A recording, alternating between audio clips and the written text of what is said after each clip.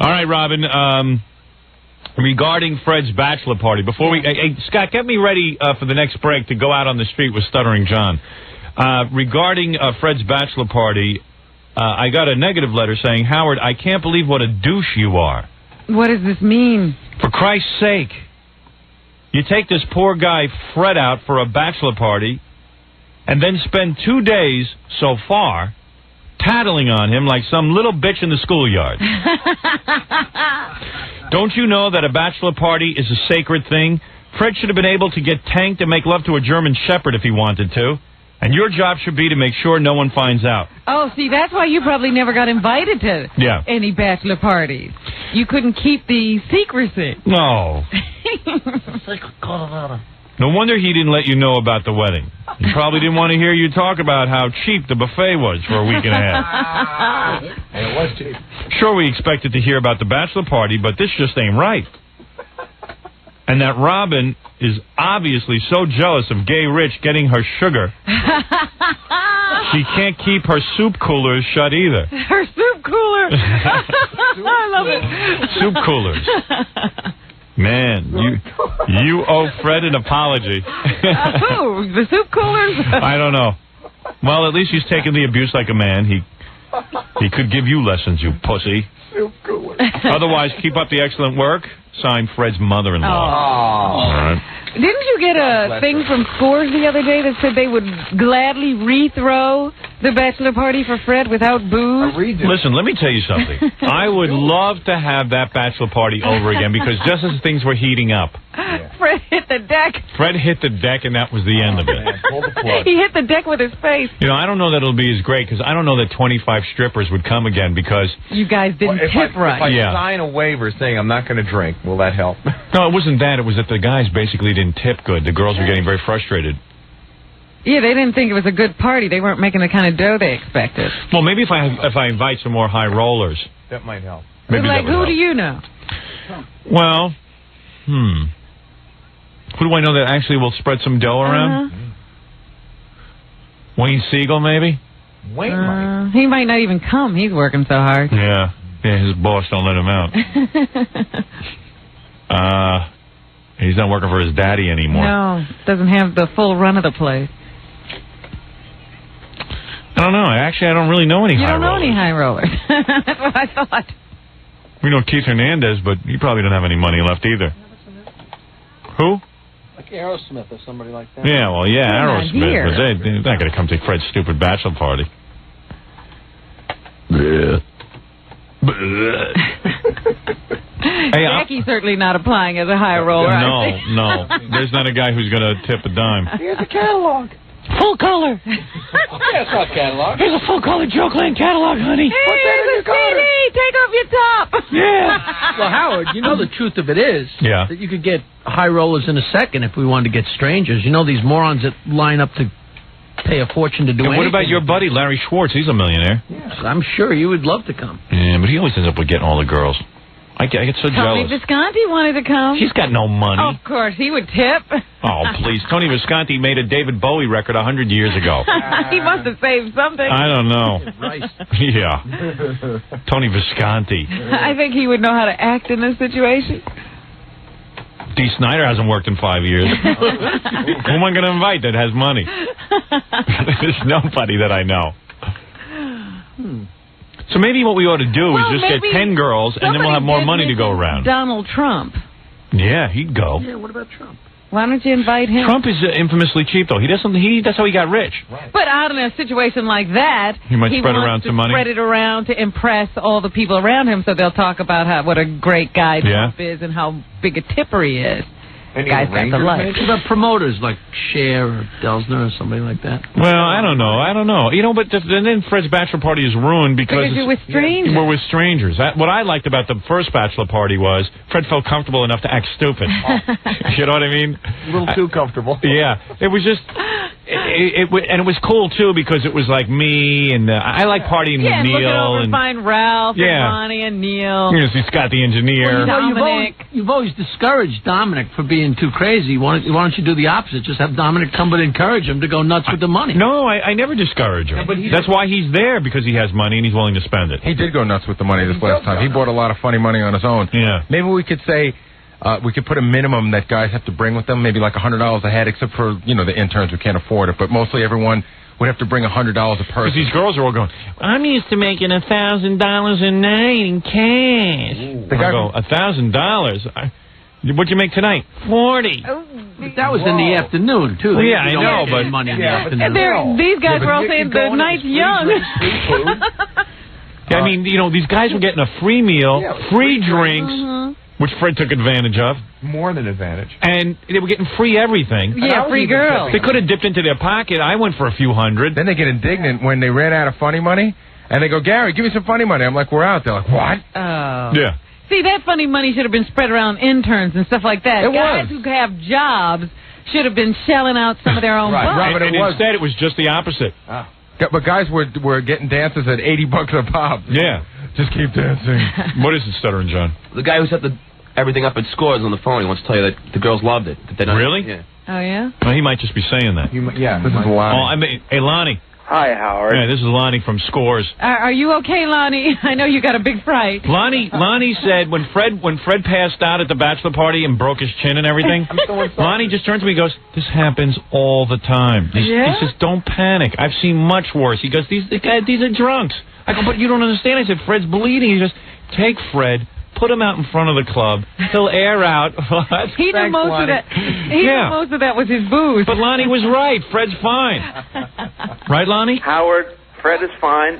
The girls loved it. Really? They love being around you. Really? Are you kidding? And my boss, Craig Carlino, has authorized me to tell you, we want to do it again. Yeah. We're going to give you all the funny money that's ever been printed. How much funny money do you got?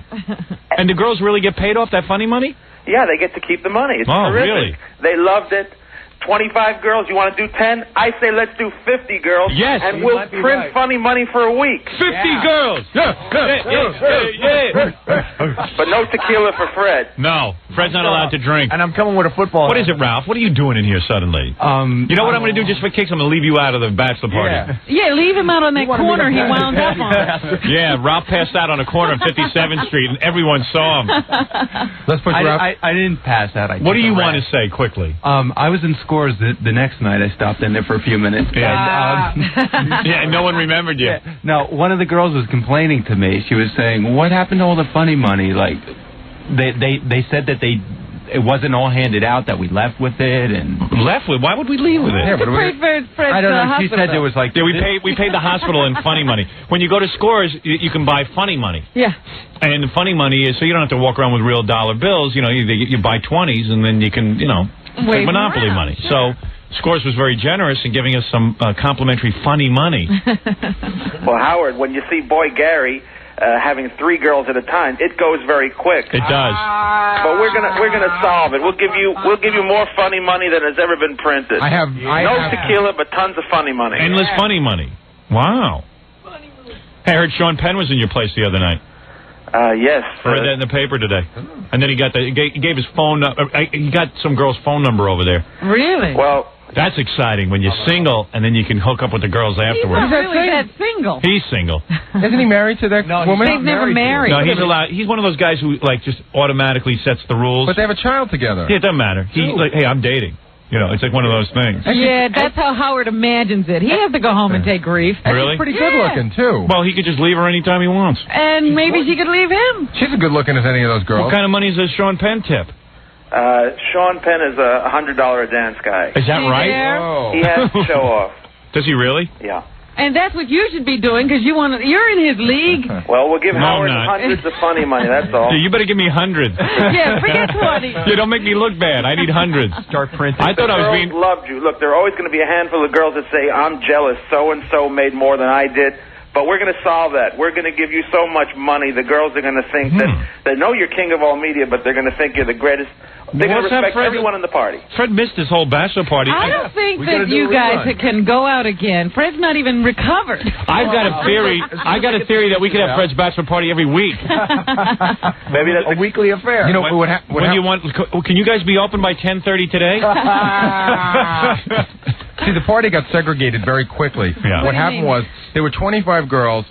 What happened was there was a handful of girls, probably about 6 or 7. And I saw them sitting at a table outside of our room. Right. And I think that they either didn't feel they were getting enough or just got sick of competing for the money. Right. Yeah, they were it's a competition. It was a competition going on. You know what I think happens because there were more girls than guys, the first couple of songs, everybody was getting a dance, and 6 girls who are normally used to men going crazy over them had nothing to do. They had to wait. I know. To me, it was almost like having too much ice cream, because at some point there was like so many girls. I was like, so what? Show me something new. You know what I mean? At one point, one girl was giving me a dance, and then some other girl like honed in, and it was sort of annoying. Like I couldn't concentrate. Yeah, but can you imagine 50 girls with thousands of dollars of funny money? Yeah. Can you imagine what would go on there? You need a little less to focus in on one or two of them. I don't know about that. Hey, Ralph, why don't you? Maybe you ought to bring them in shifts. Yeah, dickhead. You're lucky to be in the room. And a late shift. Yeah, why don't we bring him in shifts? Well, that's originally what we were going to do. We were going to bring him in 8 at a time. Because there was 25 of them, I figured we'd cut them into thirds. All right, maybe. Hey, listen,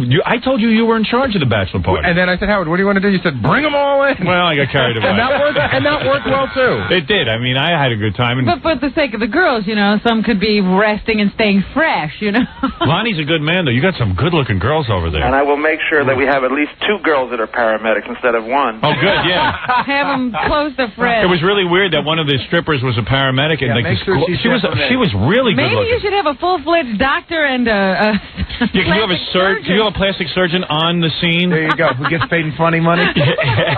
Like a math unit. Oh, man. All right. Hey, Lonnie, we might take you up on that. Listen, it's my boss, Craig Carlino. He thinks that anything you want, we'll lock the doors, and it's done. Anything you want, Howard. How's that for an invitation? So what you're saying is, in other words, you'll lock the doors? Lock the doors. It's you and your guys, and whatever you want, you got.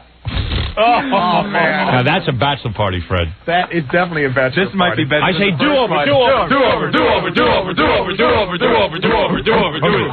How about bachelor year? Yeah. Do-over. Keep doing it till we get it right. Yeah. Howard, when we planned it, we had more girls coming in at 4 o'clock in the afternoon because we thought we could keep you there all day. We would have been there all day. I wasn't leaving. It was Fred that ended the party. It was perfect for me. My wife was out of town for the day. So there were a couple of dozen girls who were coming in the late shift at 4 o'clock. You're never going to have a day like that again, though. Fred, well, I'll just send my wife somewhere. That's it. What is it, Stuttering John? I just want to say, I say we do it again. See, John and Jackie didn't make it. That's why they wanted to do it for them. I volunteer to babysit Fred. Yeah, there you go. Okay. All right. And Jackie can have all my booze. I was going to say, Jackie will drink your shot. Jackie will be the one to fall on his face. Maybe we should do a night party. Oh, man. Start on Saturday night. Well, I would also suggest Night's that hard to get out of when you're married to my wife. Hotel rooms, just in case Ralph over-imbibes. Ralph over-Ralph. Why would you? No, because Ralph sleep on the street. Because Ralph will use the hotel room whether he imbibes or not. I see. No, I'm not paying for a hotel room for Ralph. It's more fun to see where Ralph ends up. Yeah, it's fun to see him laying in the middle of the gutter. I wasn't past that. I was just resting. Right. It was 91 degrees. He was no embarrassment on your part, right? Just laying there on the street like a homeless. None whatsoever. That's because he's been... Lonnie, can you build us an apartment in the back? So that we can... A condo. A condo? Set some cots up in the back. Just that's all. All right, so you're telling me we could have Fred's bachelor party again. I don't know. My wife doesn't have a sense of humor anymore. Saturday night's a tough one. Saturday night would be a tough one for me to get out of the house. Why don't you call her right now? Wait. No, I'm not calling her. I'm not asking for permission. I'm just going. I have the answer. What's the answer? I have the answer. We have a vacation coming up at the end of August. Go ahead. You don't want to wait? I want to have it this week. Yeah, but imagine you can get a weeknight out, and my wife becomes even more possessive and angry during the vacation. She's like, you can't go out. I waited. I want to have a vacation with you. We should have gone away. What about Rosh Hashanah? Rosh Hashanah? What are you, drunk? Drunk. After work is the only way. How about Friday, man? What? About Friday? This Friday? Yeah. Friday. Again? Friday.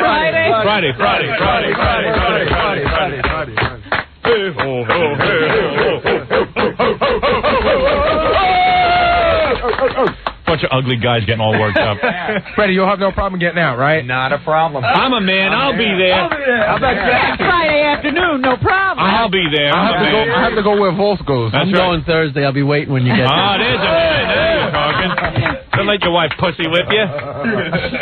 My wife's going to give me grief. I just yell back at her, that's all. She didn't say anything about this past weekend. No. She has some nerve. She was gone. What could she say? What could she say? I don't even know why you want to go. Hey, if we come, I want to do it for Fred. I don't care about. I want to do it for me too. I'm saying that's what your wife must say to you. Fred ruined the whole other bachelor party. So I want to make it up to you guys. God, that was a bummer. Well, Fred, what are you going to do this time? I'm not trying to top that. That's for sure. I'm just going to go and enjoy and dance. You feel real stupid. My relationship with Rich. I don't know. You feel? Let's get Gay Rich there for Fred. Coming again. Gay guys for Fred. Hey, Lonnie, did you see Gay Rich on top of Fred right before he had his accident? I certainly did, and you can tell Rich that we will not cash in his funny money because he's not a valid employee. Right. Have you ever thought of it? But you saw Fred. Be honest, Lonnie. You saw Fred stroking Gay Rich and everything, right? I am an eyewitness. And what did you think? What did you think was going on? Did you think Fred was gay? I thought that. I don't get in trouble. What's his name, Lonnie? Wait a minute, Lonnie. Gay club. Yeah. Lonnie, you said you've seen a lot of people fall and crack their chins like Fred, but have you ever seen anybody do that in your club? That's right. That's a first. It's the first time I do have a first. There you go. Now I don't feel like it was wild, man. Anymore. It was wild. Yeah, Lonnie was up there looking. It's also the first time anyone ever chose to do lip service instead of coming to score. You big dope. Yeah, that's kind of weird. All right, well, Lonnie, we're going to probably take you up on that, but you feel real stupid when you first walk into the bachelor party because, like, you're there and you feel kind of uptight, you know what I mean? You feel like just another horny guy. You were unwound in no time at all. Yeah, but in 10 minutes I forgot how stupid the whole thing was. You know what it is? I'll tell you exactly what it comes down to. Ralph even agrees with me on this. You need about 15 minutes to convince yourself it's not the middle of the day. Right. You feel like an idiot. Yeah. It's just weird. You walk in, and it's like everyone's there waiting to see girls. And then when it's like a boy-girl party. When the girls first come into the room, you're like, oh, hello. Like nobody's talking to anyone. You don't want to, like, start staring at them. Yeah, right. You feel all uncomfortable. You need to And I have this stupid desire to please everyone. So I'm busy. Girls, this is the guy who does Ren and Stimpy. I'm trying to prove to the girls. Introducing everybody. Yeah, and I'm trying to prove to the girls. Yeah, that some of these guys actually have happening jobs. You told some of the girls that I did the voices of Beavis and Butthead. I said that he was the creator of Beavis and Butthead. Are you kidding? Yeah, well, he doesn't Beavis and Butthead, so he's like, oh, hello. Hello, girls. Yeah. And then I told, Fat Al Rosenberg walked in, who's not real physically impressive. I told him that he owned the Fox network. They don't know who Rupert Murdoch is. But after he gave them no money, they knew it wasn't true. Yeah, and Dan Foreman was the head of Paramount. I'll say anything. No, when Dan walked in, I told the truth. I said, hey, girls, the executive producer of Channel 4 News. And Dan freaked out. He goes, don't say that. Don't say that. I don't want that known because they know that. I go, Dan, what's going to happen? What's going to happen if people know that? I'm incognito. Okay. You're a nut is what you are. They might try and get a date with Sue Simmons. Don't tell me that. Should we try to invite any celebrities? Yeah, maybe we ought to pack up with a few celebrities so the girls are... But like who? Like if David Lee Roth was in town, that'd be great. He's not in town? I think he's on tour. Yeah, but then he'll get all the girls. And all we know... And yeah, we need to... We want to be the most impressive guy. You want to bring Gilbert? Yeah, but Scores... Scores... He acts like a homo. Scores is... he's worse than Fred in a club. I am telling you, if Scores loads us up with tons of funny money... Yeah. Ask Geraldo to come. Like, what's a really good tip for a girl, after she really puts out a good dance? Really, you just keep giving them 20s and they're happy. Really? Really. Got to feed them like pigeons. But if you want them to think of you as a big star, you give them 100. Hey, Lonnie, tell Howard how much money people blow in a night there. Well, a lot of people do business there. They're signing a big deal, or it's a salesman entertaining a client, so they just have to let loose, and it adds up. It's $20 a song. You just keep the girls coming. All right. Keep the songs going. Yeah, well... We're all cheap. I know a record company guy, not my friend Ross, but another record company guy who said he had to take a band and the manager. They were in Houston at one of those clubs. You know what the bill was for the night? No. It was about $9,000. Wow. They were drinking. They kept ordering bottles of champagne. and they just kept signing everything. And then the guy just put it on his credit card. Well, the guy from the record company put it on his credit card. Let me top that. Charlie Sheen comes in with a few guys, and he spent $20,000 one night. Really? With a few guys. $20,000. Wait a second. This is a guy that paid $95,000 for a ball from the 1986 World Series. It was a fake. I know. He's something. At least these girls were real. $20,000. Huh? The girls must have loved him. The whole party lasted maybe an hour. It goes quick. Really? $20,000. Wow. You guys did nothing. Those girls must have hated us. You take a bucket and throw money out the window and get the same result. I don't think I could throw a bucket of $20,000 out that quick. No, the girls loved you, and like I said, I've got to... You know what we got to figure out, because we're all so cheap? We got to figure out a way for, like, E! Network to pick up the tab. You know what what's I mean? funny? I'm sitting there thinking Charlie Sheen was probably with 3 guys. How many of you were there? About 15. And you probably spent $100. There was probably about $300 spent. What is it? Our wallet's on the phone. Dominic Barbara. Oh, okay. Hold on. Here. On the phone, of course, Lonnie from Scores and the bloated attorney, Dominic Barbara. While you're talking about Charlie Sheen spending $20,000, Scott got a girl to take her clothes off to dance. He had no money in his pocket. The girl looked at him and said, well, give me the money. Scott had nothing. She put her clothes back on and walked away. Yeah, well, that's Scott the engineer. You see, that's what I'm talking about when we have a party. You guys are horrid. Scott the engineer, will never shell out any... I mean, here are girls dancing for him. Clothes off. Yeah, I mean, it's... no money. Hey, DC, this is why I can't have a bachelor party with these guys. Hey, Scott, come in here, you cheap frog. Surprised he didn't hand his wig over. Yeah. They should have taken his wig and trade. Oh, hey, you're dancing for Scott the engineer. You're dancing for me. Hey, you're lucky. I'm Scott the engineer. 10% off at your next gig. I'm very famous. I'll play your wedding. Yeah. I'll mention your name. No, this is why I can't have a bachelor party. You know, Scott, you're the reason why I get a bad reputation. You know, you are the opposite of a high roller. By the way, you're not invited. Okay. Ask him about it when it happens. That's fine. All right. That's fine. All right, that's fine. I got my naked girl. Screw you. I mean, how could a girl who, for a living, and you're the one who's always complaining you don't get paid enough and you work hard, a girl comes over, takes her clothes off for you, gives you a private dance, and you can't give her a tip? I gave her $20. No, you ran out of money. You asked me for money yet. Right, and then I took 20. You have no shame going to Dominic for money. I took 20. Who are you, a little boy? I took Dad, can I have some money? Uncle Dominic. No, he was handing... I mean, you're a guy who makes a decent living. He was handing out funny money. I thought he had some more. Yeah. I took $20 out of my wallet and gave it to him. Real cash? Wow. Real cash. It is true. Dominic's a lawyer. He doesn't lie. I'm sorry. Geraldo and Donald Trump will come to the party. Definitely. Definitely. Yeah, when you say definitely, it means maybe or probably not. Yeah, like he hasn't talked to him. Yeah, right. And Elvis will be there, too. But Lonnie's saying we won't need them because he's going to load us up. We're thrilled to have Howard Stern, king of all media. Yeah, that's enough for us. Give it away. Hey, Lonnie's not a bad connection. Yeah. We've never been treated this nicely by anyone. Hey, we should invite like Joey Buttafuoco, but he doesn't have any money. Does he tip? No, but that'd be great. Hey, that'd be a goof. But you know what? Again, you're inviting people who are going to take away from you. Right. Wait a minute. Even Joey Buttafuoco? Yeah, because they don't get to see him often. They've just because they've already met Howard. Now but he's kind of wacky. He could get things going. But don't you want to be the biggest celebrity there? Would you think Joey Buttafuoco is a bigger celebrity than me? Only people want to. You insult me. I don't. Joey Buttafuoco was involved in a scandal. No, I'm sorry. I didn't mean that. I meant the only. Dominic, please. You're not on duty right now. Okay. Leave him alone. He's a good guy. That's what I was trying to say to Gary. He's sitting there saying, "Hey, Buttafuoco will siphon off all the girls from you." And I don't mind. You know what? I don't want to be the only guy there who is sort of famous, because then they all just start hanging around me, waiting for like all kinds of money. How about letting me plan the next party? I've done pretty good in the past. He has. What do you mean? What, you going to invite people? I'll do all the invites and all the planning. You're full of judges. But who are you? But you got to. Huh? I want you there. I'm not. Yeah, but the problem is, Dominic, you're going to invite people who you want to get as clients and stuff to stare at me. No. And Dominic shows up with his son to Fred's bachelor party. Talk about what is that about? Was he good at the party? No, it was weird. Good, he didn't say anything, and he took all the girls. Yeah, he was a good-looking kid. He got 3 girls. He siphoned off 3 girls. And what's the point of having your son there, man? And what's with you? You're a big homo. You sit there and you don't even get a lap dance. I'm in charge of the next party. I'm dancing. Every time Dominic comes to a party, he sits there And he, every guy's getting a lap dance. Maybe it's because Dominic doesn't have a lap. I don't know. But look for him. Where's my lap? But he sits there, and then he'll come up to me and he'll worry about me and stuff. And he's walking around. I go, hey, mother hen, why don't you sit down and join the fun?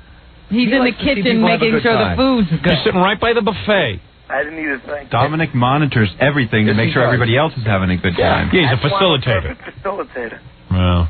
I'm planning the next party. Put me in charge, boss. I don't know if you want him in charge of the guest list. I don't know. And that food's good, by the way. Do we want to put him in charge? No, because you know what? He's a great guy, but he doesn't know. I know what you're looking for. Right. And he doesn't know those people. Nothing against you, Dominic. Howard's looking for celebrities that'll be fun. Thank you, Dominic. Okay, very good. Listen, I got to go, guys. Lonnie? Yes, Howard. I know, Dominic put Lonnie to sleep. Yeah. I am thinking, though, what about Eric Roberts? He's a friend of the show. Hey, why don't we get Eric Roberts and Robin Leach has plenty of dough. And that guy knows how to spend. Mark Hamill. Mark Hamill knows that. Yeah, does he have money? I don't think he's seen money in a while, Mark Hamill. He's doing that Joker thing. He should have made some money. Yeah, 10 cents. So he makes the same amount of money as the guy from Beavis and Butthead. You have no money. You don't think he had points on any of those Star Wars movies? No, I don't think so. Points are cool. Okay, here's what I say.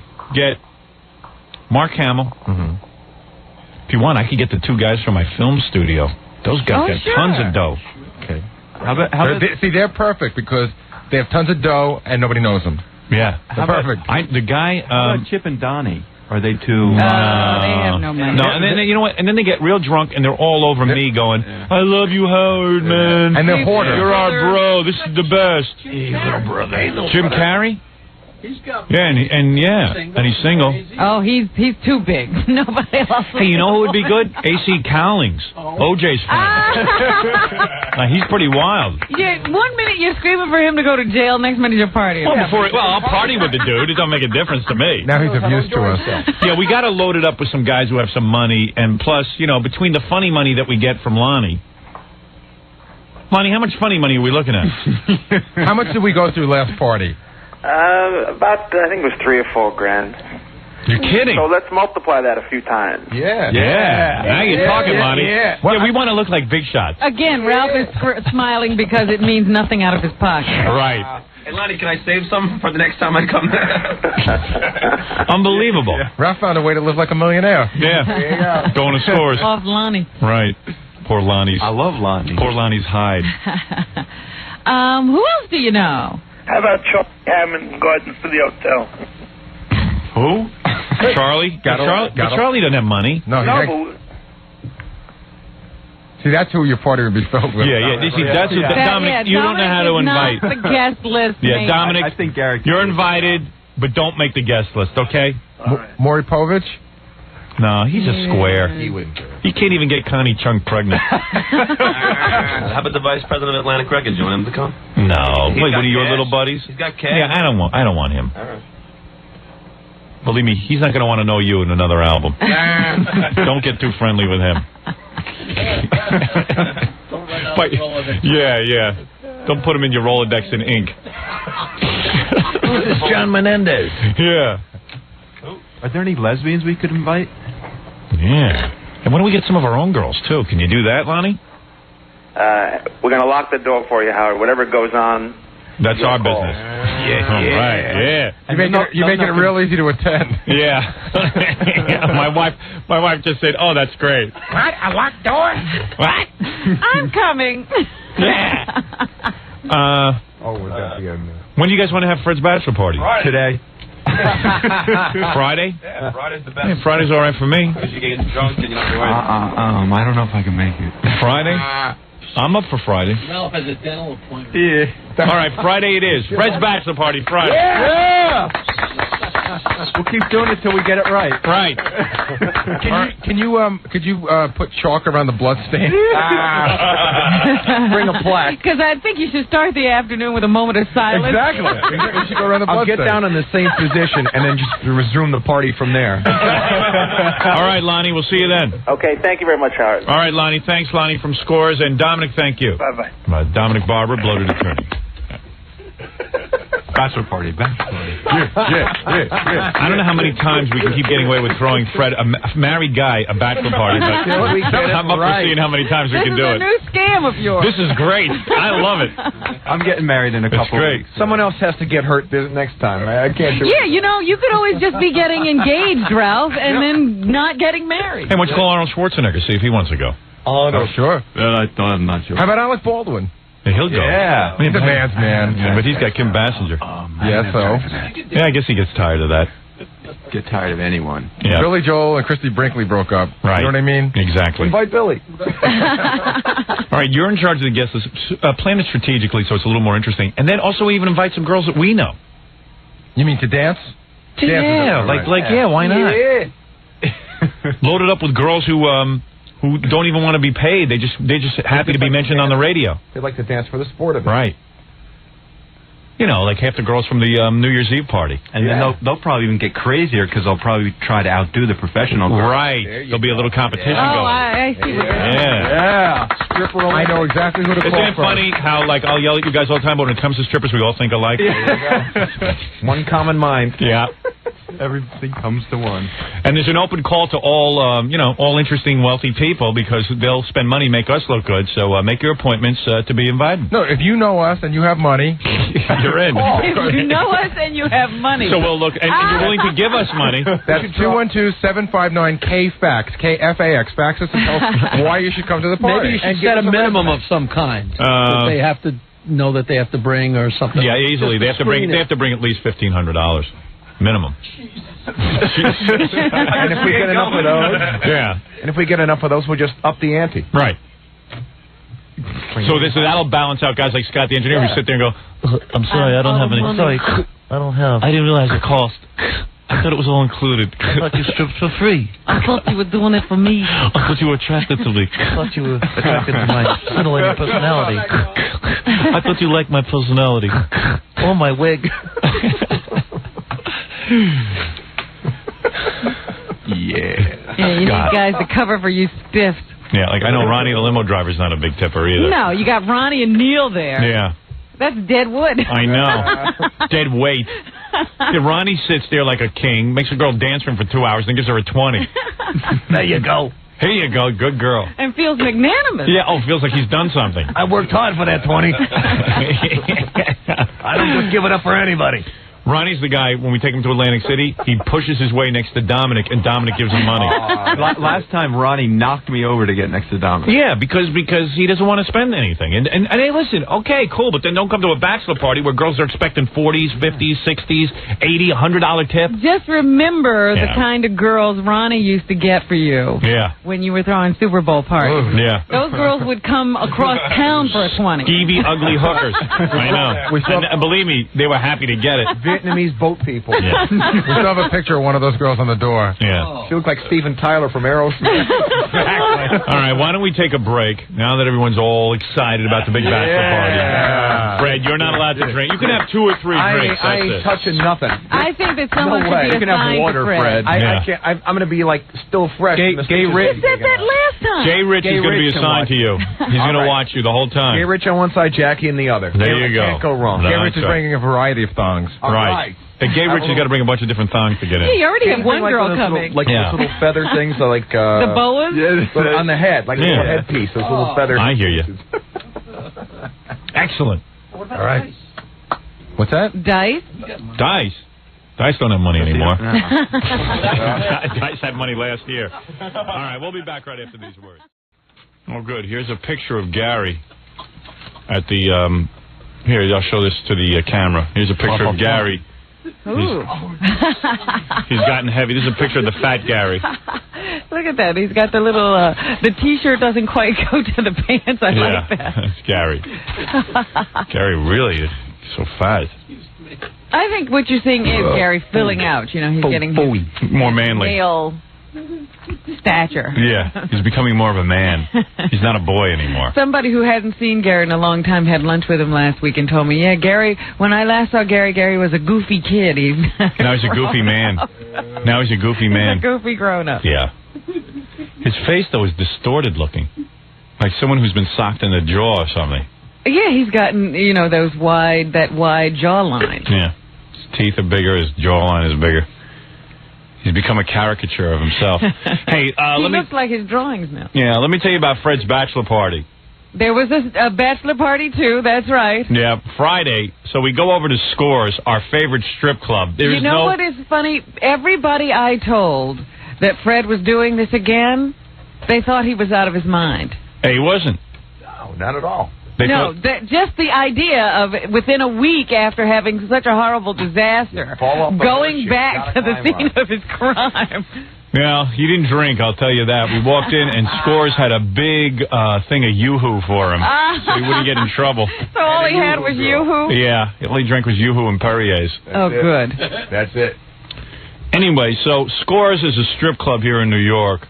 High-class kind of club. What does it look like in there? It's nice, it's not like a sleazy club. It's like you go in there and you could have a few drinks and not be grossed out, I started to go with you, but I got the distinct impression you didn't want me around, so I went home. Yeah, I guess you were reading the correct signals. Yeah. Wouldn't have been the same kind of party with you there. Unless you were willing. I wouldn't have stayed long. I was just going out to see the lay of the land and who showed up. Yeah, well, I can tell you everything that happened. Yeah, right. You can't even tell me what the place looked like. It'll be just like being there. So, it's just like, it's a high-class kind of club, Scores. And we got there. What are there, tables and chairs or couches? What? It's kind of like a health club. It's like clean. And yeah, it's nice. clean. It's not sleazy. It's not like a strip club. That's why it bright? Is it dark? Well, when we get there, it's dark because we requested the lights be out. But it's the kind of thing where you expect strip clubs to be real sleazy and dirty and dumps, but what they did was they made a high-class place. That's why they get so many good-looking girls to work there. They figure, hey, it's kind of clean in there, and it's not a sleazy thing, so you see, like, really good-looking women there, and I think they pay the women really well. I would hope so. Yeah.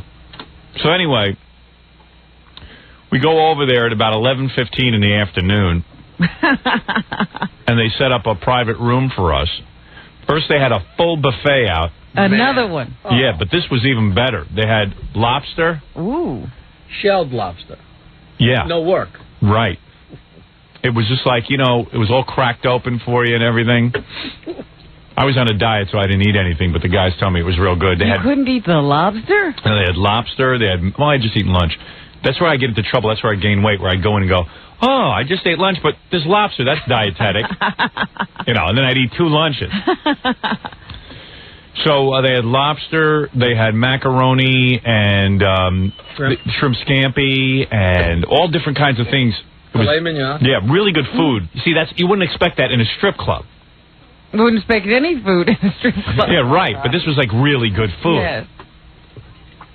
So, it shows you it's like they're serious about being in business, because you could get good food there and naked girls. And good-looking naked girls. I mean, that's all the time they serve food. I didn't know that. Yeah, you can get food there all the time. Oh, I didn't know. Yeah, that's how they make money. Didn't you notice when you walk in on the left, there's a giant lobster tank? I did notice that, and I didn't put 2 and 2 together. Yeah. Howard thought it was a pool. Yeah, I thought it was just like something you dunked the girl's breasts in or something. I don't know. Hey, girls, want to turn on? Put your chest right in that lobster tank. I had no idea what it was. I thought maybe you throw your own genitalia in there just to cool them down after you've been in there for a while. Yeah, right. Who knew? It's kinky. Yeah, who knew? No, I really didn't know they served food at all. Yeah, so they had like a whole buffet there. We got in the room, and the girls were still getting dressed, for, in their special evening wear. They come out in evening gowns and stuff. No, because I was going to say they're strippers. Yeah, well, they don't come out naked. They come out wearing like special outfits. So they were getting dressed, so we were eating, and there was only about, 12 guys? Yeah, it was a low turnout. Right. Yeah. Well, who showed up this time? Who's on the list this time? There was nobody new except for the Spin Doctors. Oh, they did show up. Oh, yeah. And with them? He always gives away my whole story. Oh. He's such a Why fat do you leave him here? The worst producer in the world. Why do you leave him here? I don't know. He just leaves nothing to the imagination for me. There was no one new except for the Spin Doctors. Hey, here's a picture of Gary producing at the party. Someone snapped this photo of him. There he is. My helper. Oh, no. The monkey. And there's Gary. Where's Gary Puppet? I want to talk to him. Where's Gary Puppet? Yeah, he'll help you out with the story better. Yeah. Gary Puppet, why do you insist? What are you wearing today? Gary Puppet, what are you wearing today? Hold on 1 second, Wolf. I'm wearing my Gary button. Oh, button? What does it say? I can't see it. It says, Gary. Oh, okay. I thought you were going to have a new outfit on today, but I see you're dressed very conservative. No, we're back to our conservative outfit until Ralph of Hollywood finds me another one. Right. So, Gary Puppet, why do you always, when I'm telling a story, the one major thing, why do you always have to reveal it like 20 minutes before I'm going to? Why do you always just, you know how some people work intuitively together, they just know the right thing to say? Why is it in your case you never know the right thing to say? Oh, I don't know, Wolf. Facts are stupid things. I can't be bothered with them. It's just you never know how to read my mind, do you? I know, but don't confuse me with the facts, Wolf. I got a closed mind. I'm sorry. What'd you do this weekend, Gary Puppet? I was learning to count to 10. Oh, yeah? Yeah, you want to hear? Sure. 1, 2, 3, and another, and another, and another. How am I doing? You're doing real good. Thank you, Wolf. When my wife goes into her contraptions, I want to be ready to take her to the hospital. When your wife goes into contractions? Contractions, not contraptions. It's not contraptions? No. Then why did I bother learning to count? All right. She's fragrant, you know. She's fragrant? Yeah. What does that mean? You mean pregnant? That too. All right, very good. Thank you, Gary Puppet. Thank you, Wolf. Okay. I love you. Okay, I love you too. Gary Puppet works better with me than the actual Gary. Anyway, so you get to this strip club. Oh. Now you can't even look at it. It's disgusting. I go to this place called Scores, which is a real high-class strip club. It really is high-class. And it was the same... as high class as a strip club could be, I suppose. Yeah, and you get it was the same group of guys except for Jeff Schick showed up from IBM. Oh, he did come. Yeah, he came. Wayne Siegel was there. But there was no Dan or Al Rosenberg, and Dominic only stayed for a short time. Yeah, it was real weird. So we get there, and, you know, everyone's eating. So there's only like 12 guys, and I walk in, and the guy from Scores... See, the reason I was uptight about the first bachelor party is I noticed that none of the guys were reaching into their own pocket and tipping the girls. Right. We had 25 women who are used to making thousands of dollars, and our guys walk in, and they're all with me, so these girls think it's a bunch of high rollers, and the guys never once even dip into their pocket for $5. Right, so the girls wind up making no money, and they came out especially for this party thinking this would be a good payday. Yeah, so it looks bad for me. So I'm reaching in my pocket overcompensating because nobody... But you can't compensate for what, 20 guys? Yeah, I had 20 guys. And I'm tipping and everything, but there's like a few guys who just sit there like King Tut. These girls perform for them and dance, and they don't tip. So I felt like a real dope. I mean, like I'm sitting there the whole time getting embarrassed. And then Fred falls on his face and is bleeding. And throws up. Yeah. Everything. And these guys haven't made up money. I mean, Scores is out of pocket. They've put up money for food and drinks, and they're treating us nice. The guys could at least chip in for a couple of girls. I mean, where else are they going to get girls? Like, 25 girls for 12 guys. Mm-hmm. So anyway, the guy from Scores this time, we walk in, he hands us $5,000 in funny money. $5,000. That sounds good. So there's 12 guys. They distribute the $5,000. I took like $700, and then Gary just handed out the rest. We gave like $300 a guy. Okay. Yeah. All right, so that's pretty good. And this time the girls were pretty happy because they saw there was money in the room. And it really was like, it's really cool when you have that much money on you because it is like feeding bread to ducks. The ducks just keep running after you. Right. And then when I go through like $5,000, the guy from Scores would give us another $1,000. Are you kidding? What, 2,000? He gave us 2,000. And after that 2,000, we must have gone through $10,000 in funny money. Yeah. Yep. And it wasn't any of your money? No. None. The guy was real nice to us because he says, "Hey, you've always said good things about us, so here's your payment." Wow. I said, so "Well, you got a free bachelor party." Yeah, twice. Yeah, but I'm not going back there anymore. They've been more than generous to us. Yeah, I think that you should pay from now on. Yeah, so do I. I don't mind going with guys who pay something. It's just that our guys don't pay anything. Well, the guys you hang out with. Right. Right. Your crew. Yeah, my posse. My posse of guys. The cheap posse. And all these guys think they're King Tut. They shouldn't have to pay anybody to dance for them. Well, you know, if Charlie Sheen is going to bring a group of people, though, he expects to pay.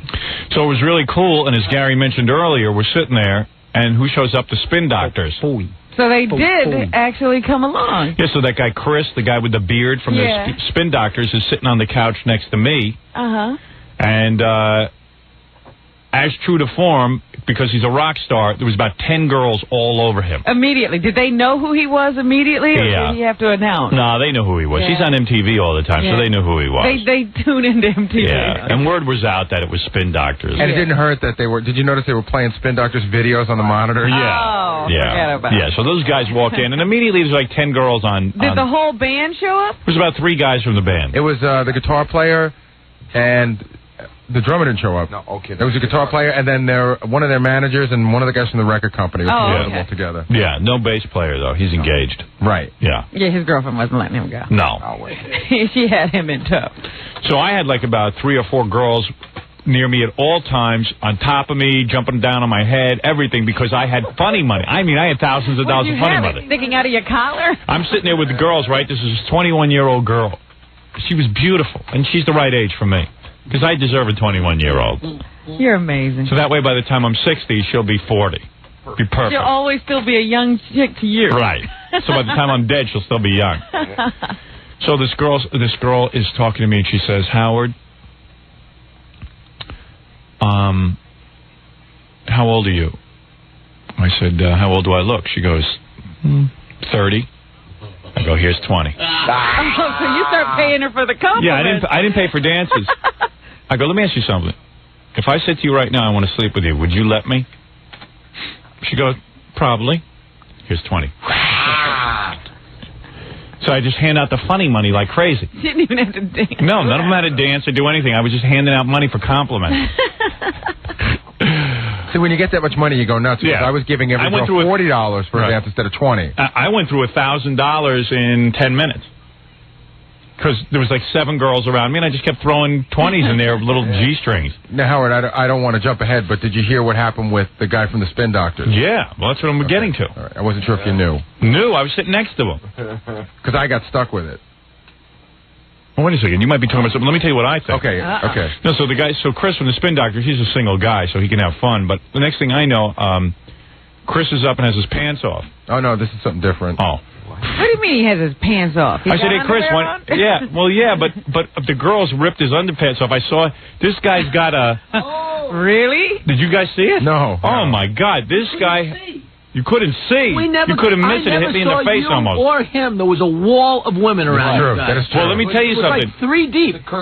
Ralph was sitting right next to me. He saw. I said, Ralph, take a look at the guy from the Spin Doctors. A girl curtain, huh? Well, he quickly pulled his pants back up, but... So they really got his whole... Everything was hanging out, huh? Well, I think it was an accident. He was just like... I said... I don't know. He just took his pants down for a second to show his underwear. Joking around. He's joking around, but he didn't mind having his underpants come down because... Well, he was sitting there... like this, like fully exposed, and didn't really seem to care. He didn't care because he was huge. Huge? I mean, the biggest I've ever seen. Bigger than Jeff Galooly? Yeah. Bigger than Jeff Galooly. Really? Yeah. Whoa. Huge. That would never have crossed my mind after meeting him. Unbelievable. You know, it sort of stands to reason now that I think about it. Guys like that, you know... Skinny little guys. Are always like that. This guy was huge. I mean... Robin, that's why I always and he like wasn't those little wiry guys. I did a double. How many times do I smack Ralph in the head and go, look at the guy's weenie from the Spin Doctors? That's all you could say. Yeah, I mean, it was, forget the Schween Doctor. And he wasn't even fully excited. No, he was regular, and you mean, wait a minute.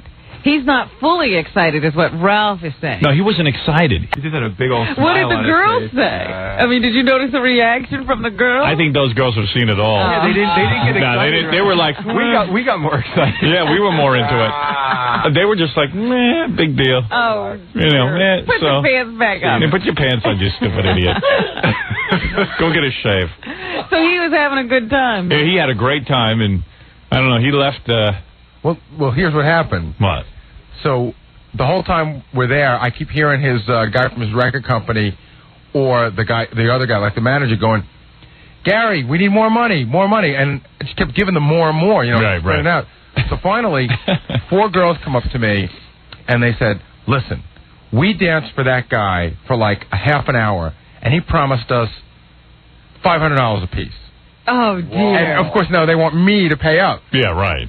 So I said, listen, so I sort of huddled with him, and he's like, Gary, man, you got to help me out, because, these girls really took care of me. They were dancing with me for, for a long time. So I gave them all a lot of money. I didn't have $500 a piece. Right. I might have given them like $200 a piece or something like that. And when I left, I saw one of the girls talking to the manager. I think she was going to get her money out of somebody. Oh, really? Yeah. Oh, man. So Chris had promised each of them $500. No, not Chris. Yes, Chris. Oh, Chris did? Yeah, that's what I'm trying to get out of Gary. I thought it was the manager. No, Chris. Chris is the one he put his arm around me. He's like, Gary. Oh, no wonder they were all over him. They took such good care of me. Yeah, right. And like I said, the girl was talking to the manager. Yeah, it looked like she was angry. Like she said, hey, I was promised X amount of dollars and I want it. They thought he was loaded. Yeah. Well, he was, but he didn't have any money. I thought it was because he was a rock star. I didn't realize. You know what? Hey, that guy's got some move. He walks into the club and goes, each of you, $500. Yeah. Over here. I think it went more like they started dancing for him and they said, you want us to keep going? Yeah. And he said, yeah. And he pays them. Want me to go for another song? And he paid him. And then I think he just ran out of money. So and he just said, keep going and put it on my bill. Right. And he couldn't pay the bill. Very nice.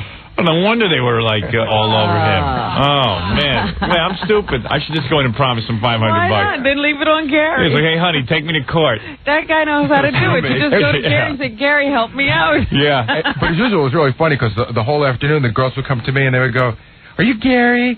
And I'd say, yeah, that guy over there told me that you have money, you pay me. I'm out of money. And then they run over, and then I'd see the guy go, no, go back to Gary. And they go, he said you got the money. I have to admit I did that once. The guy from the Spin Doctors is quite a hustler, isn't he?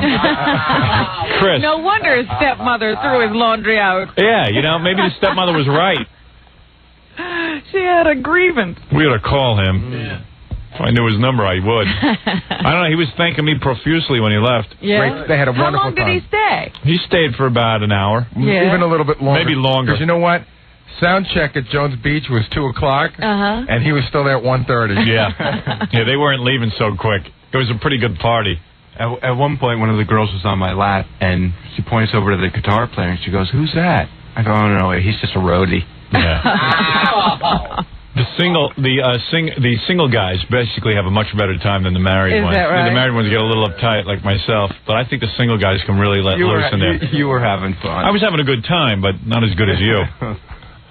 Did Ralph find his way into strange places again? I don't know. I don't know what happened, but Fred, how was? So Fred stayed to the. All I know is Fred, you didn't even see Fred. At one point, I was in a coma. I opened my eyes up, and then all of a sudden, I look around. I go, I'm like the only guy left here. What? You were the one who was complaining that you had to leave early. Gary left. Jackie left. Everyone left. Robin, I left at 1:45, right? Yeah. I went to go say goodbye to Howard, just to let him know I was leaving. And it was like a goof. It was just like 5 girls around, and you could not see Howard. And I had to push them out of the way. They weren't moving.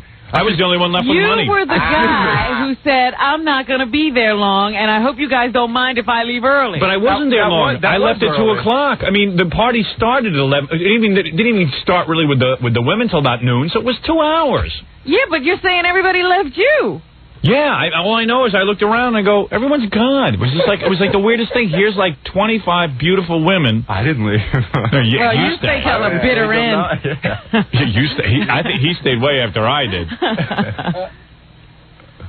He was begging me not to leave. And then I saw Fred on the way out drinking Perrier. Yeah. He was sitting where? Where was he? He was standing, just having a good time smiling. Yeah. When you first walked in, Fred had they had a little throne for him. And a big bucket of Yoo-Hoos. That's what Fred had to drink was Yoo-Hoo. Yeah, but Fred didn't drink the Yoo-Hoo. And then they put tape down on the floor to simulate where Fred's body was. And then we all got T-shirts and hats that said, I survived Fred's do-over bachelor party at Scores with the date on it. Funny. Yeah. So did Fred go visit the memorial that they set up to his loss of blood? Matter of fact, I even posted pictures inside the little chalk line they'd drawn on the floor. Yeah, it was a pretty cool bachelor party, though, wasn't it, Fred? It was terrific. It was good. It's even better sober. Yeah. I think Fred learned his lesson. He was acting differently at the second bachelor party. I have to say that I really thought you guys exaggerated about the girls, and you didn't. They were really good looking, right? I was I was real shocked. You were shocked, I thought you were doing it for the air, and every single one. It was like it was impossible to choose who to have dance for you. I know. I looked around and saw Jackie was on, but I knew Jackie was leaving around 1 o'clock. Yeah. So, but then I would say at around 1:45 or so, after Gary left, everyone was like gone. So we just went home and the party ended. So when did you finally just get up and say, well, girls, I gotta go? 2:15 maybe. Do you have any money left at that point? No, I handed it all out. Yeah. The guy from Scores kept coming over and said, here, hand it out. Then he comes over and I said, I gotta leave. And he goes, here, girls. He starts throwing more money. Don't let Howard leave. And I said, no. I gotta go already. I gotta leave already. He was more than gracious, that guy. And it doesn't bother you that these girls are just there for the money? It does, but... You deal with it. You're just over it real quick. It bothers you before you go in and when you leave, but while you're there, it doesn't seem to matter. Yeah, right. When you leave. I don't know. I mean, just that idea that, you know, the girls weren't saying, oh, Howard, please don't go, until the guy threw some money up in the air. Yeah. You get caught up in the whirlpool of women. Exactly. It's working. There was a 21-year-old there I fell in love with, though. Ooh. I might have had to leave my wife for her, so I had to get out of the club. You fell in love with her. I did. She was perfect for me. How dare you insult your wife by saying that? She was perfect in every way. We got to take a break. So that's our day at Scores. What do you mean she was perfect in every way? You don't even know the girl. It's why she was perfect. That's why I liked her. She didn't say a word. All right, we're going to take a break, and we'll be back with your phone calls right after these words. If you... remember, we went to Fred's bachelor party. And at the bachelor party, Fred drank 15 tequilas. Maybe 16 at this point.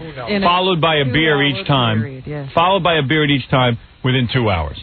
I really, you know, even the 16 tequilas would be enough. But 16 beers. Yes. And Fred, some of those tequilas were served to him in a champagne glass or something. So they may have been double shots. Yeah. Right. We don't know what he had, but the point is, do you realize how much volume that is? 16 beers. And Fred didn't get up. Well, let me tell you something.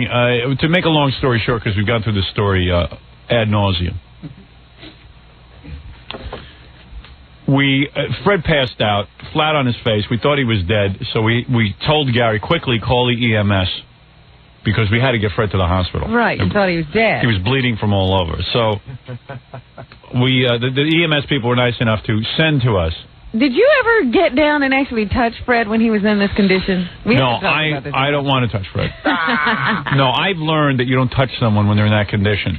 No, I mean, he's laying on the ground. Did you take his pulse? Did you? No. We were very fortunate that one of the strippers was a trained paramedic as well as the chef. But she wasn't right next to Fred when he fell. No, but they got him within 2 seconds. And she was taking care of me while Dominic lifted her dress. In other words, you never went near Fred. Absolutely not. I know. I've heard every article I ever read. Don't touch the body. It didn't say don't touch the body. You have to, if you see somebody drop, you have to determine whether they're alive. No, or not. I did. I was down by him. Did I physically grab his head? No, I wasn't going to grab his head. I didn't say grab his head. No. I said, did you take his pulse? No. Did you check his breathing? No, I don't know how to take his pulse, and I don't know how to check his breathing. Plus, a girl, I was in the middle of a lap dance. Oh. Don't forget, Fred had just vomited on me, Robin. Yeah. And we were all afraid of lawsuits. That's right. All I know is that poor Fred had to rely on a stripper because none of his friends would touch him. Yeah, well, if you saw the blood pouring out of Fred, you wouldn't touch him either. Anyway, so here, just keep in mind that I walked into the room and somebody just said, call 911. So I didn't take Fred's pulse. I couldn't take Fred's pulse now, let alone there. I didn't know what was going on. Somebody said, just call 911. Right. You wouldn't know how to check to see if somebody's heart was still beating. No, I wouldn't. I do not get in. You are worthless. I am not in the medical profession. You need to hold your glasses to his mouth. Oh, please. I'm not going to put my glasses to his mouth. You put your glasses to his mouth. I figure he saw Fred bleeding and he ran the other way. No, he was there. I was there, believe me. I saw what was going on. Away. In fact, I was the one who first pronounced Fred dead. I was ready to bury him. Across the room. I said, Fred's dead. That's it. That's it. History. That's it. So here's Gary, who quickly called. First, he called his machine to check for messages, and then quickly called EMS. I just want to hear, because this should be interesting. I have not heard this yet, by the way. Poor Fred. It's lucky Fred's alive. I tell you. Police 1092, where's emergency? Yes, it's at a club called Scores. It's on 60th between 1st and 2nd. East 60th Street between 1st Avenue and 2nd Avenue? That's correct. And what's wrong there? Somebody fell down. It looks like they might have cracked their head open. Okay, and this place is called Scores? Scores. S-C-O-R-E-S? Yeah. First floor? Yes. What's the number you're calling from? What's the number here, Lonnie? 421. 421. Hold on for EMS. Don't hang up the phone. I won't. Okay. I can hear her. You mean that's all the information you haven't even talked to EMS yet? Right. I can hear her giggling at your teeth. Do you hear her chuckling? Yes, yes. No, you can hear can you hear the music in the background? Yes. But what's interesting to me is that Gary, instead of telling them what's wrong first, gives the address. That's what they ask you, Robin. What are you, crazy? I didn't hear a question. Oh, what are you... Hey, come on, he's handling himself pretty well. Don't nitpick. Maybe he would have gotten to EMS sooner. Fred's laying on the floor. It looks like John Lennon, and Gary's holding his... You kept your composure. No wonder you're so anxious for us to play this. You really kept your composure. She asked what the address was. Right. Fred's still bleeding. EMS 8629. Okay, 8629. I'm 1092. I'm Manhattan calling the line. Thank you. Caller in Manhattan. Is the patient awake and breathing? I think so, yes. Male or female? Male. Awake? How could you say he was awake? I didn't know. I walked into the room. Fred was down. I didn't see anything. Dominic goes, quick, call 911. I was in there for a half a second. Well, then you're in the room. Don't you ask what's wrong? Someone said call 911 quick. Nobody had time. Yeah, but I mean, the guy was unconscious. I did not see that. I did not know that. You didn't see him laying on the floor? No, I didn't. I mean, I saw him on the floor. Well, you were the wrong guy to send. Gary's always the wrong guy. I know. Yeah, I think so. Well, we'll take our time if he's awake. Well, why doesn't he walk over to the hospital? Is he male or female? I think he's male. No, I didn't say that. How could you say he was awake? The whole point was he was unconscious. Oh, everybody knows now. I couldn't see that then. Approximately how old? 35. What happened to him, sir? He fell down, and I think he might have smashed his head open or something. You know what it is? You got to sound like something's real bad, too. Well, this is really bad. Fred's unconscious. Yeah, but and Gary... he's lying in a pool of blood. Gary backpedals. Hey, Howard, there were people that were saying, oh, don't call 911. Yeah, that was Ralph. No, one guy was saying somebody that. Said, should we call? No, we don't need to call. Maybe we better call. No, it was Ralph. He doesn't know what he's talking about. In all that debate, you never looked over to see what condition Fred was in? No, I didn't. He knew what condition he was in. He gets confused by the questions. Fred. How could I tell he was unconscious, Wolf? That's all his eyes closed. He wasn't moving, but I don't know. Maybe he could hear me. He might have been just taking a rest. You got to say everything is bad. You call it's EMS. Easy to say now. But you weren't even telling the truth, Gary. No, bleeding, sir? I can't tell. You know what? What? Did she just say, is he bleeding? And you said you can't tell? I could not tell. There was a pool of blood around him. Was pouring. I didn't see a pool of blood. Oh, my God. No wonder they took so long. They didn't take so long. They would have been there faster. They were there very quickly. They were there in 2 seconds. What's that? They would have been there in 1 second if you told them they were bleeding. It's a miracle they showed up. God bless EMS. Thanks, because Gary's giving them all. The way Gary was making it, probably the woman would have said, hey, you know. Bring him to the hospital yourself. Yeah, what's with you guys? He's not bleeding. He's conscious. How could a guy split his head open and not be bleeding? Only in Gary's world. You know, this is a great defense for you. You know, people complain about the EMS service. This is the kind of call they have to decipher. Yeah. If you were an EMS worker, you would assume that everything was not that bad. He cracked his head open and there's no blood. You guys are the biggest... He's conscious. He's a cracked open head with no blood. I believe he's eating a burger with some ketchup. He's getting another table dance. Howard, I see sliced onions. Is there anything? But if you could drop by here and just take a look for yourself. Is there anything in the world that you and Robin can't do better? Is there anything? Oh, this I definitely could have done better. Then this I know I could. Then why didn't you? Because I was assisting Fred. Doing what? You were standing on the side. Fred needed me. You already just said you didn't take his heartbeat, you didn't take his pulse, and you didn't feel Fred or anything. Do you know who I am? Howard Stern. That's right. Who are you? Baba Booey. What is your job? What is Baba Booey's job? To make do whatever calls. You want. Right. When we have emergencies, you ought to take care of them. You got to handle yourself in a more brilliant way. I can't imagine that you see a bunch of people crowded around one of your friends and you don't break through to see what's going on. He knew what I saw. Baba Booey. He knew what was going on. He's standing there. First he said he panicked. He walked in and somebody said call 911. No. Then he's telling me he stood there while there was a debate as to whether to call 911. He was there. Gary saw Fred's body. Fred was laying unconscious in a pool of blood. And Gary choked on the phone. Let me explain to you what happened. And thank God the EMS worker was conscious. Through Gary. Thank God the EMS worker was conscious. Would you guys shut up?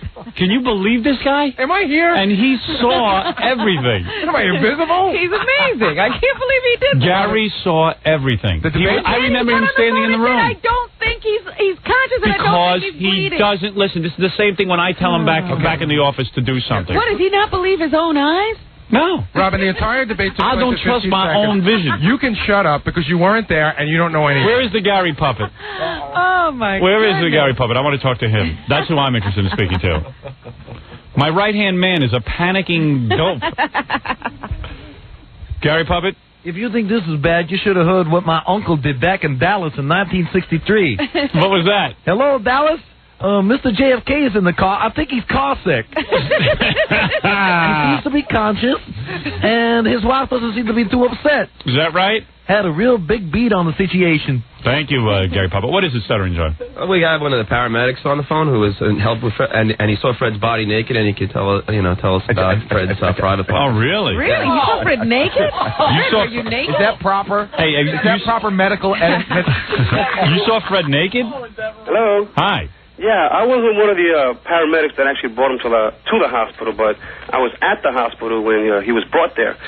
And I was in the back of the emergency room. I had just finished bringing one of my patients, and the doctor quickly pulled me over to assist him to take him off the devices that he was put on, the collar and the board, and we had to cut his clothes off to further examine him for any other injuries. He's a liar because Fred took his clothes home in a bag. Yeah, what's he talking Nobody cut Fred's clothes off. Yeah, you're lying, aren't you? No. Okay, wait a second. Listen. I'm a little nervous, but I was there. Ask me any questions. Okay, is Fred, I don't know how to say this. No. I'm not going to get into... All right, describe Fred naked. What did you see? Any distinguishing marks? Like what do you mean, like birthmarks or anything unusual, tattoo, anything. Something that would be identifying. He had an earring. All right. Down there? No. And his cut was right on his chin where I put the plastic collar on him. Yeah. But he was basically naked. That's right. He had his underwear on, and that's about it. Oh, so you didn't see his penis? I did, but I don't want to get into that. I just heard Fred, because he's right. You should have... Oh, it's all right. We were giving you permission. We want to make sure it was Fred. Yeah, we want to make sure it was Fred. We want to make sure you know what you're talking about. You saw Fred naked? Absolutely. What did you see? I saw OJ. Well, what do you... What do you want to know? I mean, Tell me what you saw. Was there anything unusual down there? Fred has something unusual about him. If you saw him naked, you could identify Fred. Oh, I know, but I don't think I could. I know what you're getting at. What are we getting at? Whether he was circumcised or uncircumcised. Oh, this guy must have seen. Fred. Let me ask you something. That doesn't mean anything. I can tell you, but I'm not. Well, tell me. I can't. Well, we all know. We've said it on the air. Is Fred circumcised or not? I can't. Come on, we all know. I got to tell you something.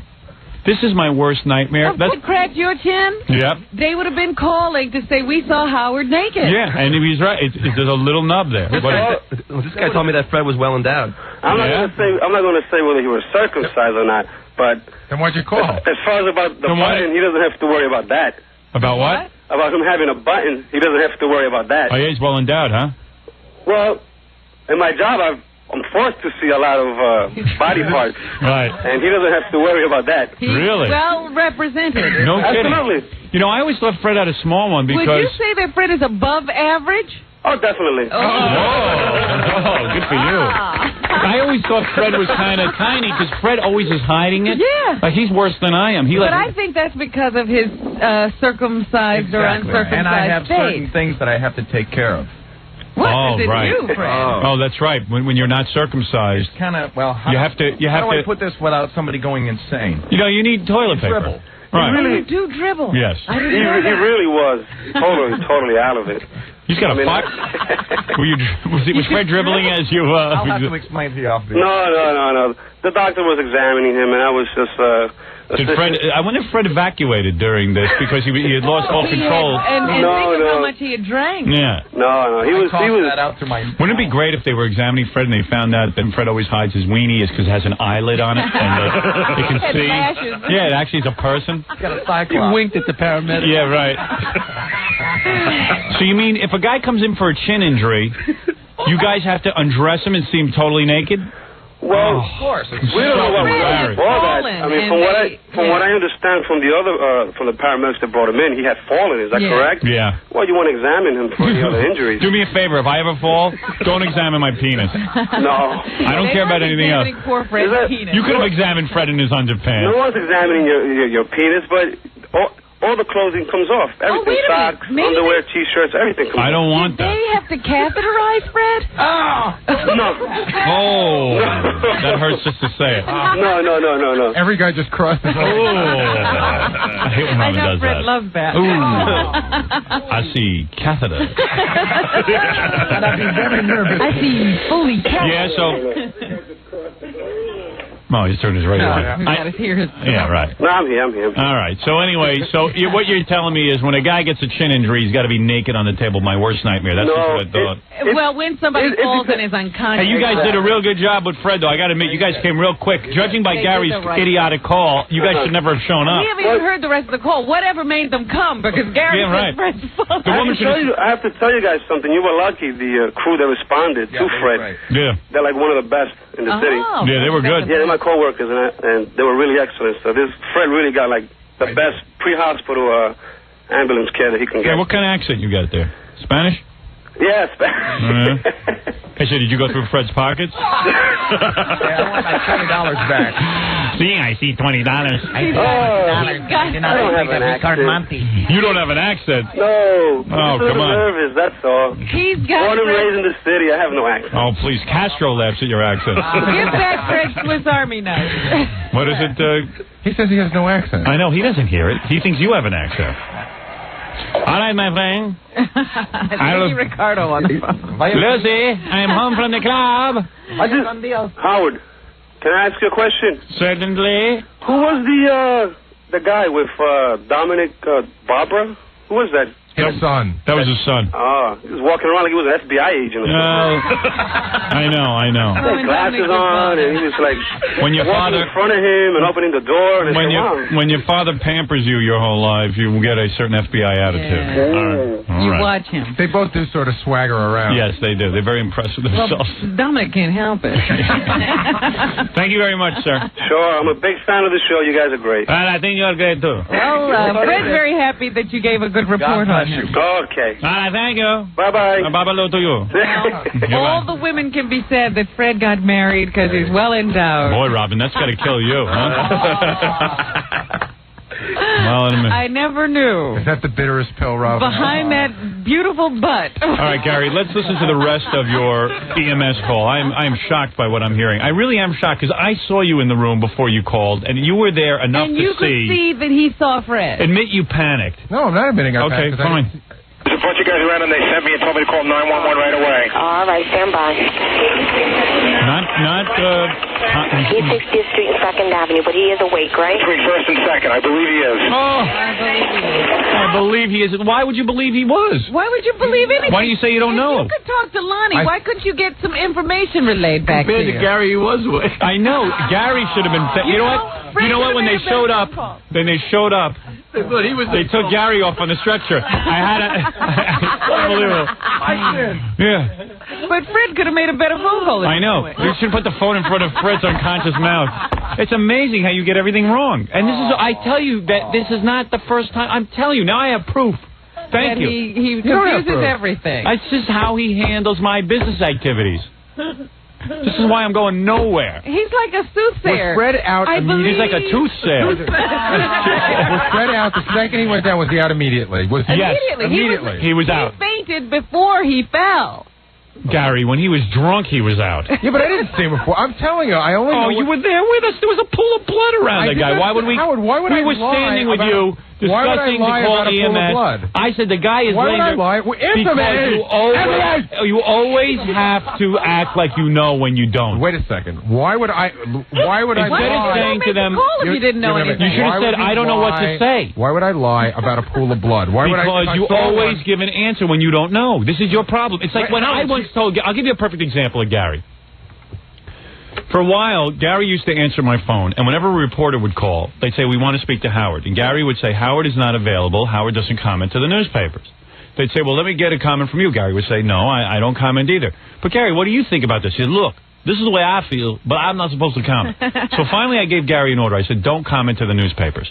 2 days later, Gary is quoted in a newspaper article. Why? Because Gary says, well, I tried to tell the guy I don't comment, and when I told him my thoughts, I didn't think he would write them down. He just opens his mouth too much. When you don't know something, you say, I don't know. You didn't know you said that Fred was not. So you would say, I don't know if he's in a pool of blood. I don't know if he's bleeding. I don't know if he's conscious. Why are you making this call? Why wouldn't somebody just say, I don't know what's happening? Oh, have somebody else make you the don't know call. anything. Oh, come on. Well, you know, this is embarrassing. Shut up. You have no clue, as usual. Oh, boy. You are clueless, Robin. I know more about what was going on with Fred, and I wasn't even there. Admit you were mixed up. You were mixed up. Robin knows how to do everything better from her perch at home than she does in real life. Well, come on, you were mixed up. I could have made his informed phone call. Then you should have, Robin. I could have. Robin knew more about Fred's condition than you did. We should have called you, Queenie. I could have said, I don't know. The Queen. We should have called the Queen. I don't know, just like you did. He was self-conscious about his teeth in front of all the girls. Actually, you lied. There's a din in my headphones. Now, what did you have to say? I said believe you were probably self-conscious about your teeth in front of all the girls. There were no girls around the phone. Oh, okay. If I may defend Gary, I would just like to say one thing. He didn't lie. Sometimes he just says things that later turn out to be untrue. Right. But I love Shut up, you piece of wood. I love the I believe. I will be with you this believe. weekend. I believe that Fred is conscious. The Scores Club? Yes. I believe, Okay, we will have an ambulance. Why does he believe if he doesn't know? I believe that he is not bleeding. I believe. Then why are you calling? You guys are jerks. He was in the room. He knew what was going on. He know. panicked. He panicked. He won't admit it. Panicked. All right. Yes. That's it. Wow. Stupidity is better to plead, I suppose, than panic. I don't know. You panicked. Congratulations on turning a minute-and-a-half tape into a half-hour bit. Okay. You are a genius. All right, thank you. I'll take the compliment. I must say, you once again have provided me with excellent material. You know what, Gary? Listen to this phone call and say, there's nothing here to be embarrassed about. Yeah. No, I said...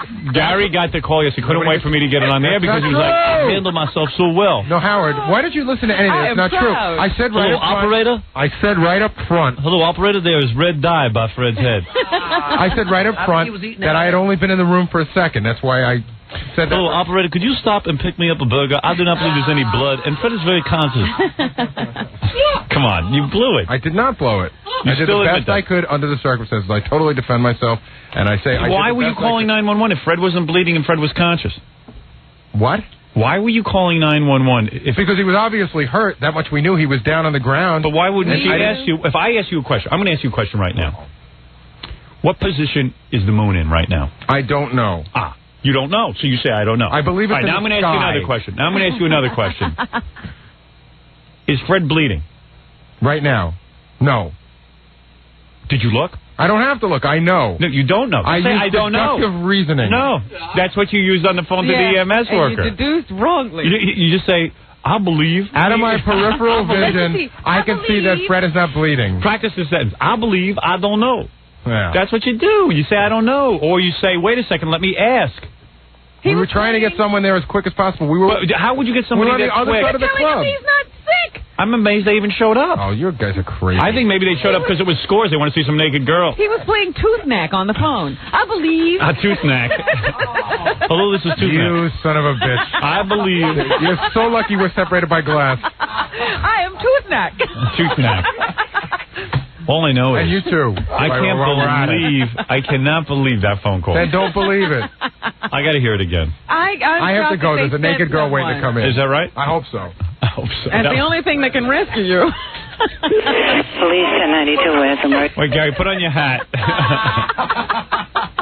Put on your tooth knack. Give the Gary Puppet his tooth knack hat. Unbelievable. I mean, I am really shocked. I had no idea. An amazing call. That you got some help is amazing. I know. I want to thank the EMS workers for responding, even though that idiot called. Gary was unconscious. I guess he had been drinking. I don't know who they should have taken. Wait a second. Tooth Knack wants to say something. Well, sometimes I make too many wrong mistakes. Yucca. All right. Thank you, Tooth Knack. Yes, it's at a club called Scores. It's on 60th between 1st and 2nd. East 60th Street between 1st Avenue and 2nd Avenue? That's correct. And what's wrong there? Somebody fell down. It looks like they might have cracked their head open. Okay, and this place is called Scores? Scores. S-C-O-R-E-S? Yeah. Only a woman would need that repeated. Yeah. Yeah. She has every to guy. repeat that address 50 times. Every guy knows. Every guy has it in his wallet. See, if it was a guy answering the phone, would have been Scores. Okay, we'll get someone right over. In fact, all he would have had to say was 60th between. They said Scores. Yeah, fine. we got it. We'll be right there. First floor? Yes. What's the number you're calling from? What's the number here, Lonnie? 42. He has Lonnie there to ask him the number, but he doesn't ask him if Fred's bleeding. 421. Hold on for EMS. Don't hang up the phone. I won't. Okay. Thank God Lonnie was there for the number. EMS 8629. Okay, 8629. I'm 1092. I'm Manhattan calling the line. Thank you. Caller a minute. And is the patient awake and breathing? I think so, yes. Male or female? I think so. But he clearly says he cracked his head open. Yeah. Male. Approximately how old? 35. What happened to him, sir? He fell down, and I think he might have smashed his head open or something. Or something. Fall down, go boom. Fall down, go boom. Oh, He's got a boo-boo. He has boo-boo, boy. He has a boo-boo. A lot of red stuff by his mouth. I think he was eating M&M's. A lot of bleeding, sir? I can't tell. You know what? There's a bunch of guys around, and they sent me and told me to call 911 right away. All right, stand by. He's 60th Street and 2nd Avenue, but he is awake, right? Between 1st and 2nd. I believe he is. He's awake, but I'm not. I think Gary's asleep. I think he thought she said, "Are you awake?" Yeah. You know, there are 5-year-olds who make better 911. Have you ever heard the EMS calls that they play on the news after a 5-year-old kid is home and his father's asleep in the tub and they can't figure it out and the kid's like, yeah, he's unconscious? My father's drowning and his blood pressure is 120 over 80. But Fred, I don't know. Phone number 421. I can't tell if he's bleeding. There's too much red stuff by his head. Yeah. There's blood on the floor. I can't tell if he's awake or not. His eyes are closed. Club? Yes. Okay, we will have an ambulance here. No, I can't take it anymore because this is hey, Baba Booey Puppet. Repeat after me. Okay. I know nothing. Know nothing. And oftentimes. A lot less. A lot less. In an emergency. In an emergency. I am worthless. As breasts on a bull. The Lindbergh baby. Will be home any minute. I am celebrating. That today. I have my shoes on.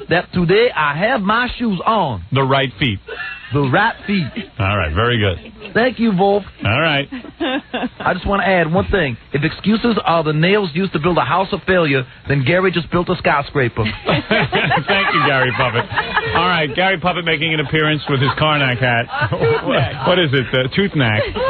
What is it, Southern John? Gary's really mad. Is he upset? What's he saying? Can you believe this? But who can believe it? Can you believe it? I'm laughing. I'm like, God, you got to admit it's funny. I can't believe it. I can't believe this call. Get it on tape for the TV show. I know, I told him. Don't miss a single angry moment. Are you going to put a transcript underneath the call? But seriously, John, am I crazy here? No, because I mean, if he's asking Lonnie for the number, so if you don't know the guy's unconscious, why would you say he's conscious? No, the funniest thing to me is that he says his head's cracked open, but he doesn't know if he's bleeding. Yeah. So how did he know his head was cracked open? I don't know. There's too much blood on the floor. How can someone see through all this thick red stuff? Another chance. Am I right? Yeah, no, you're right. But I'm sure that when Gary listened to this, he said, I didn't do anything wrong. Do me a favor. Run into Gary's office and tell him you just cut your hand off and tape him calling the emergency room. That'd be great. Hello, this is EMS. What is the problem? 600 Madison Avenue. That's a big problem, 600 Madison Avenue. Oh, you mean Tom Chiasano? No, not that problem. A different problem. What's the problem there? All right. Listen. The guy got a little nervous. That's all. The guy got a little nervous. I believe. And in Gary's defense, he was terrific at the hospital. I believe he's unconscious. Who is that, Fred? No, our general manager. It's like Gary's making predictions. I believe, but the guy's in the next room. What do you mean, I believe? I believe he is conscious. I see OJ. I believe I see OJ, and he's looking real scared. You need an ambulance? No, but I think Fred might.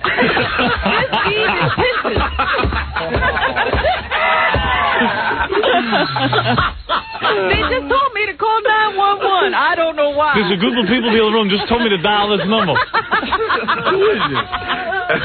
They said dial 911. And I did. Uh-oh. All right, come on. Our good friend Dominic's on the phone. He says, he calls out, I want in. Dominic, you're on the air. You know what he just said to me? I'm not putting you through. I said, why not? He says, I don't want to prolong this. I had to threaten him. 911. Dominic, is that your weight? Howard, there's a girl waiting to get naked. Is it really? Yeah. All right, Dominic, I got to go. When he got to the emergency room, he handled everything very, very well. All right, very good, He Dominic. even remembered Fred's name. All right, very good. Thank you. Dominic Barber, bloated attorney. Thank you. I want in. I want in. I want them. In between mouthfuls, I want them. All right, let's take a break, everyone. It's time to get serious as women want to take their clothes off. Let's stop with all the fun. Let's just bring that fun to a halt. Can't we continue with Gary? Well, after. It's not funny anymore. It's not funny. We played it out. I just want to say one thing. Only one person ever understood me, and even he didn't understand me. There you go. Thank you, Gary. I like how Toothknack wears his Toothknack hat underneath his nose. Ow! I think Toothknack will be on the E! Show tonight, won't he? I think so. Absolutely. Yeah. Robin, Yes. think of a number 1 through 10. Okay. Have you thought of a number? Yes. Okay, what's that number? The number is 7. That's absolutely right. All right, Toothknack, that's enough. I can answer anything. Toothknack, see if you're if the guy with his hand up your back can press a commercial down.